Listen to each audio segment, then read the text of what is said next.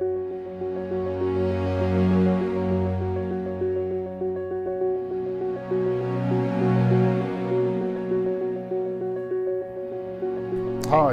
my name's Stuart Hyde. I used to be in the police. I was a senior officer, and throughout my service I did a lot of work to try and reduce the amount of crime.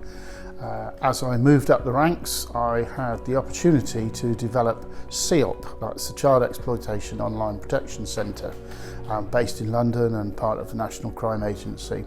So it's a national body bringing education, enforcement and government together to look at how to protect children online. It's still, as far as I'm concerned, a world leader in that approach, and I believe fully and firmly in trying to get agencies to work together to solve the security issues and safety issues of the internet.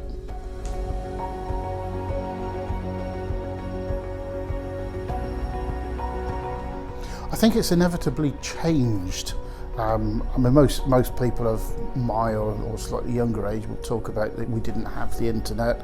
You know, a phone was something that was nailed to the wall that you had to go and find. Now you carry it around in your pocket. You've got as much information. You can connect with anybody in the world. So it's difficult to say that it's better or worse than when it didn't exist. It does exist and people need to adapt to it. So one argument is that the sooner children start using it, become familiar with it and become confident in it, then the better. But in order to do that, we need to keep them safe, because like any area, whether it's walking around an inner city area or even out in the country, they all have their own dangers, and the internet is no different to that.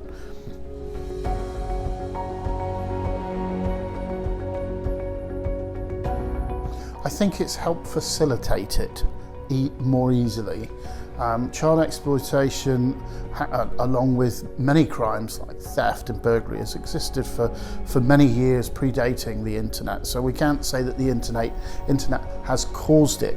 What it has done is created new types of offending, where the scalability of the internet, where you can replicate stuff, get it around the world very quickly, has created additional dangers, particularly where young people are not familiar with the way in which they protect themselves online, where they protect their privacy, and coming to accept that the person that they think they're talking to is not actually the person who they purport to be.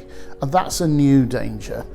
It dates back to the old sort of stranger danger information that the police would pump out in the 60s and 70s, but it's just as applicable now. If your privacy settings are open and you're letting everybody see who you are and you're accepting people without actually checking them out, then that's when the danger lies.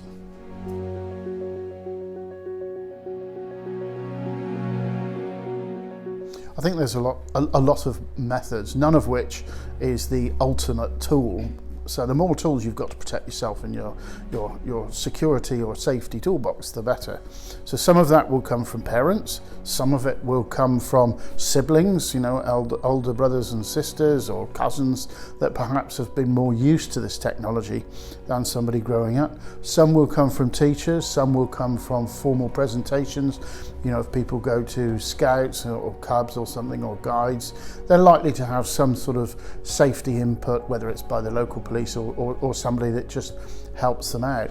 So I think it's being aware and taking every opportunity to find out and test. There's lots of information available, whether it's Think You Know or whether it's NSPCC or CEOP. There's lots of information about to help young people to understand the risks and implications, and more importantly, to have the strategies to deal with it.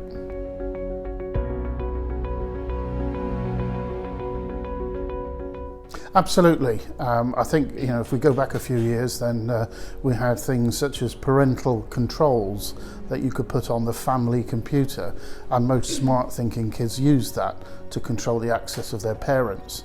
So you're not necessarily going to be using the same sort of apps, the same software, the same games, but actually having an understanding about the general rules around privacy, around checking out the people that they're talking to, making sure that they are genuine individuals, and not being conned or scammed, then yes, parents have that responsibility, and they can't just pass it over to teachers or to other people.